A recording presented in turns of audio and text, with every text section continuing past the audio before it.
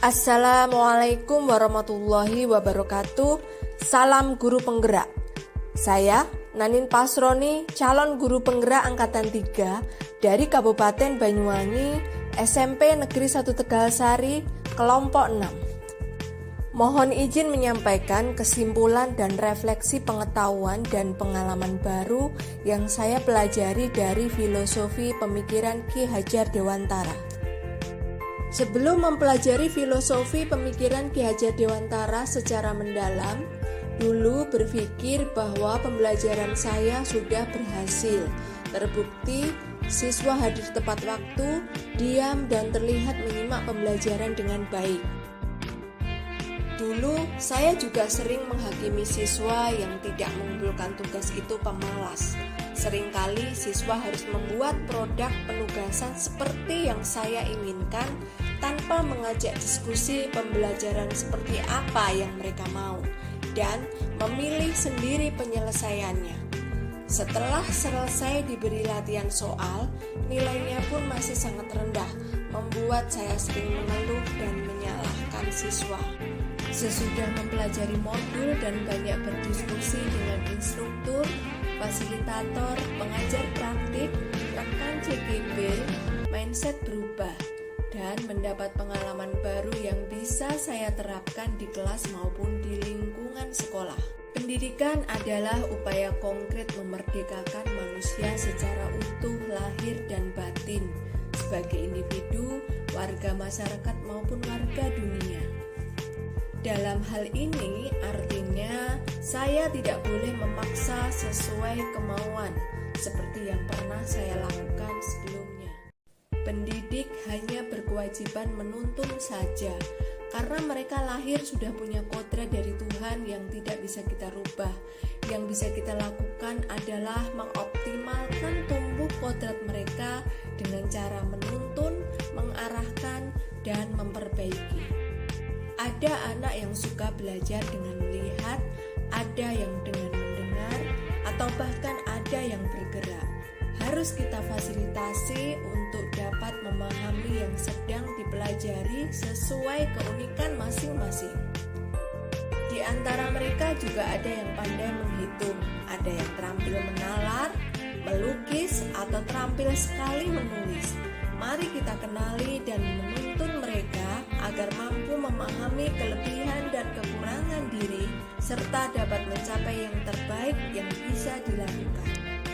Tidak boleh dilupakan, pendidikan harus mengikuti kodrat zaman, yang artinya kita tidak boleh memberikan pembelajaran dengan cara yang sama seperti kita dapatkan dulu di bangku sekolah.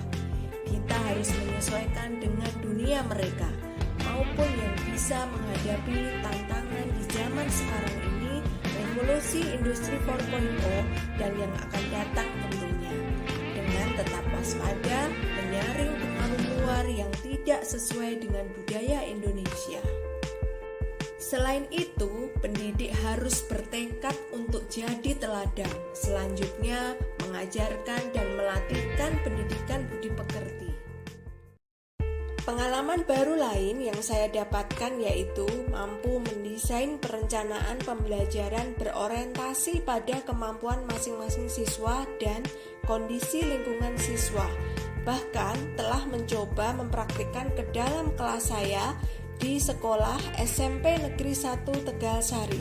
Desain pembelajaran menggunakan metode Project Based Learning, memasukkan pada salah satu materi pembelajaran pada KD 3.1 yang sebelumnya sudah saya petakan dahulu, yaitu materi ruang dan interaksi antar ruang pembelajaran IPS. Dari proses pembelajaran tersebut, meski belum berjalan maksimal karena berbagai kendala dampak pembelajaran daring di sekolah kami, ternyata hasilnya sangat berbeda.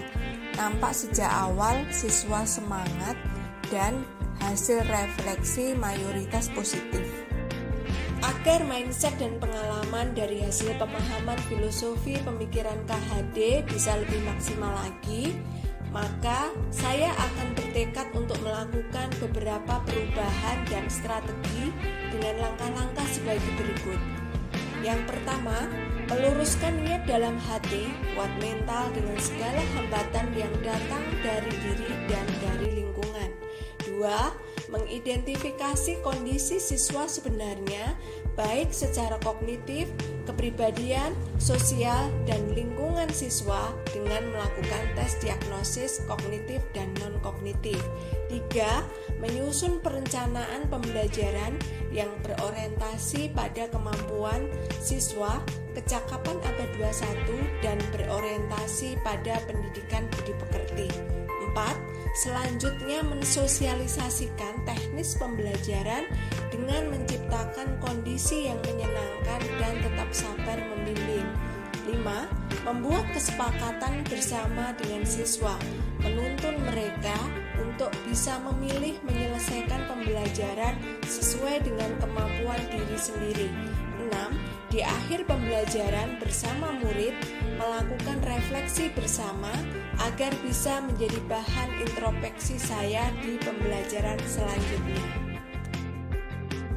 Sekian dari saya, ing ngarsa sung tulodo, ing madya mangunkarsa, tutwuri handayani. Wassalamualaikum warahmatullahi wabarakatuh.